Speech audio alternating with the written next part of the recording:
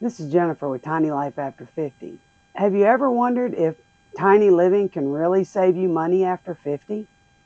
Well, I'm here to tell you that it absolutely can, but there's a catch. Just moving into a tiny house doesn't automatically mean you'll spend less money. It's what you do with that smaller space and the choices you make every day that can make the biggest difference. So today, I'm sharing some of my favorite money-saving tips for living tiny after 50. Things that can help you spend less, simplify your life, and hopefully have more money left over for the things that really matter to you. Hi, and welcome back to my channel. If you're new here, we talk about tiny living, downsizing, simplifying, and creating a home and a lifestyle that works for us as we get older. One of the things I really love about tiny living is that it can give us the opportunity to rethink what we actually need. We don't necessarily need a huge house filled with things.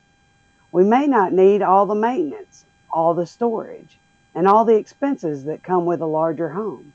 And after 50, I think that becomes especially important. Whether you're living on a fixed income, preparing for retirement, already retired, or simply trying to be more intentional with your money, saving a few dollars here and there can really add up.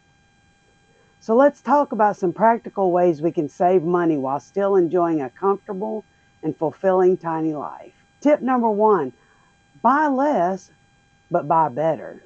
One of the first ways tiny living can actually save us money is one of the simplest, buy less. When you live in a small space, every item has to earn its place. And I've found that this can really change the way you shop. Instead of buying something just because it's on sale, ask yourself, do I really need this?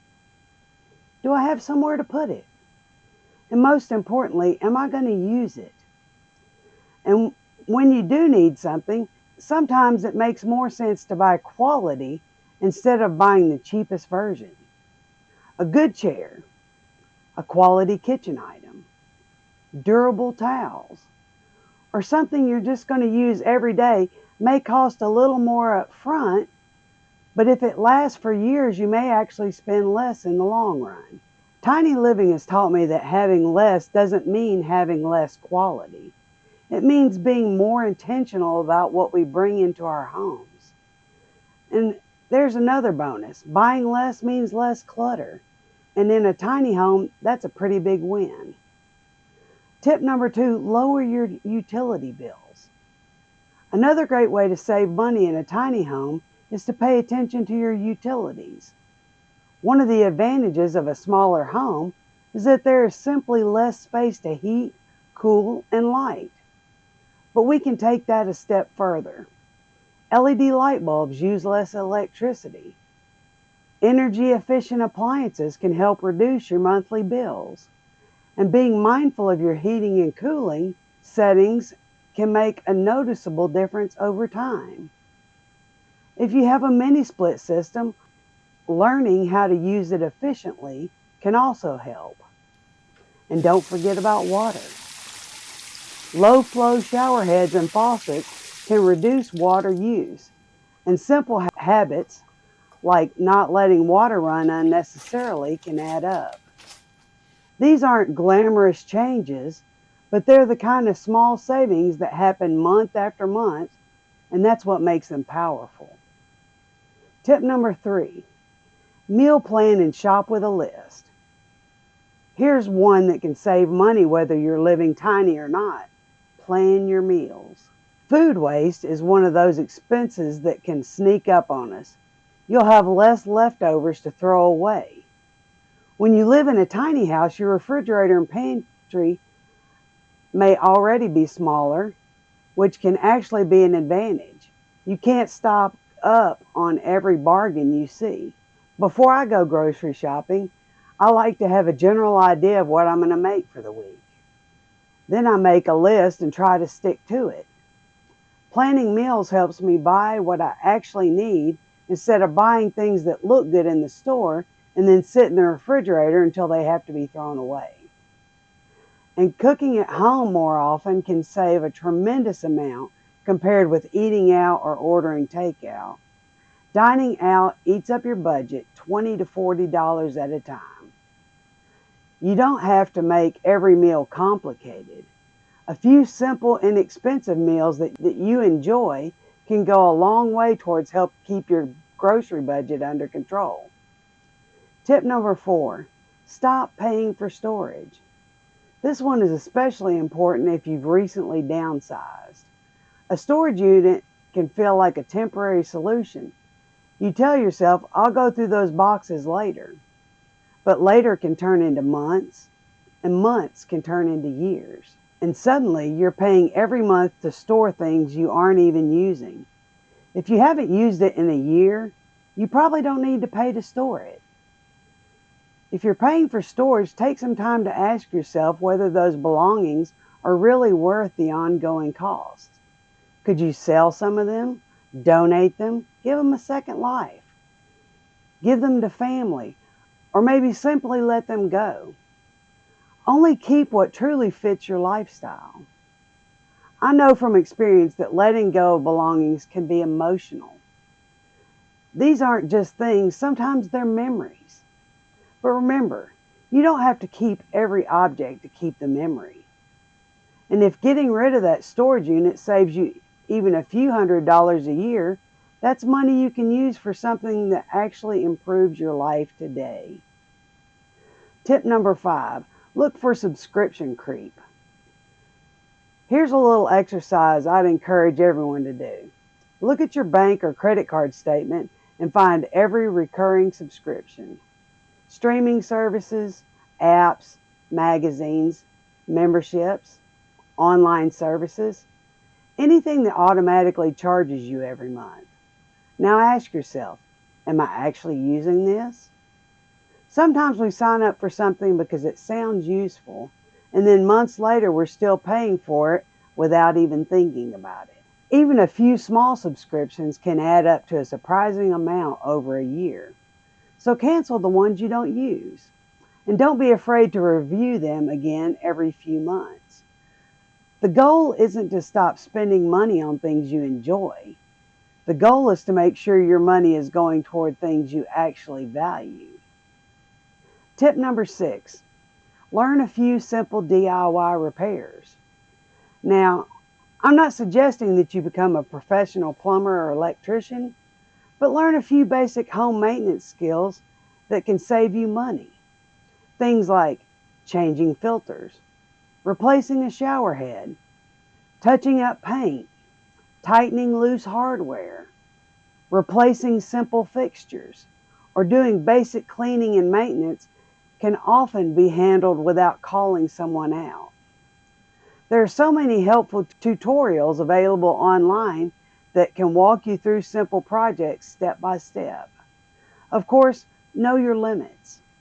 If something involves electricity, gas, structural work, or anything you're not comfortable handling, call a qualified professional. But for the little things, learn to do a few simple repairs yourself that can save money and give you a real sense of accomplishment. This week I saved a service call on our mini split by unclogging the drain hose myself to stop a leak. Tip number 7, shop secondhand. One of my favorite ways to save money is to buy certain things secondhand. And honestly, tiny homes are perfect for this. You don't need a huge furniture budget to make small space feel beautiful. Check out thrift stores, estate sales, Facebook Marketplace, Habitat for Humanity Restore, and other local secondhand shops. You can often find furniture, decor, kitchen items, shelves, and other useful things for a fraction of what you'd pay new. And sometimes you can find really nice pieces that simply need a little cleaning or a fresh coat of paint. The key is to shop intentionally. Remember, just because something is inexpensive doesn't mean you need it. The best bargain is still the thing you actually need and will use. Tip number 8, travel smarter. If your tiny home is on wheels, or if Tiny living has given you more freedom to travel. There are ways to save money there too. One of my favorite ideas is slow travel. Instead of constantly moving from one place to another, consider staying longer in one location. Some campgrounds offer better rates for longer stays, and traveling during off-season can sometimes be less expensive as well. And before you travel, compare your options. Look for campground memberships or discount programs that actually make sense for how often you travel. The goal isn't necessarily to travel less, it's to travel smarter. After 50, I think that's one of the beautiful things about simplifying your life. You may have the opportunity to spend less on things you don't care about and more on experiences you really do care about. Tip number 9, keep an emergency fund. Now, let's talk about something that isn't necessarily about spending less today, but it can save you a lot of money when something unexpected happens. That's an emergency fund. Tiny homes have fewer systems and less space, but things can still break. Your vehicle can need repairs. An appliance can stop working. An unexpected bill can show up at exactly the wrong time. Having money set aside for those surprises can help keep you from putting everything on a credit card or taking on debt. You don't have to build a huge emergency fund overnight. Even putting a little aside regularly can help. Try to save 1 to 6 months worth of expenses. The important thing is to have some money available for those oh no moments. Because financial peace isn't just about how much money you can save, it's also about being prepared when life doesn't go according to plan. Tip number 10, remember why you went tiny. And finally, this may be one of the most important tips of all. Remember why you chose tiny living in the first place. For me, tiny living isn't just about having fewer square feet. It's about having less to maintain, less clutter, less unnecessary expense, and hopefully less stress. But the real goal isn't to see how much money you can spend. The goal is to spend your money on what matters. Maybe that's traveling. Maybe it's spending more time with family. Maybe it's having money for hobbies, experiences, or simply having the peace of mind of knowing you're not constantly trying to keep up with a bigger, more expensive lifestyle. Tiny living gives us an opportunity to be intentional. And after 50, that's something worth celebrating. So those are my money saving tips for tiny living after 50. And if there's one thing I hope you take away from this video, it's that tiny living isn't about deprivation. It's about making room for the things that matter, for the experiences you want to have, and for the kind of life you want to live. Every dollar you don't spend on something you don't need is a dollar that can potentially go towards something you do value. And that's what spend less, live more means to me. I'd love to hear from you. What's the one thing you've done to save money since downsizing or moving into a tiny home? Leave your best money-saving tips in the comments. Your idea may help someone else who is considering tiny living too. And if you enjoyed this video, please give it a thumbs up and subscribe if you haven't already. Thanks so much for spending time with me today. This has been Jennifer with Tiny Life After 50. I'll see you in the next video.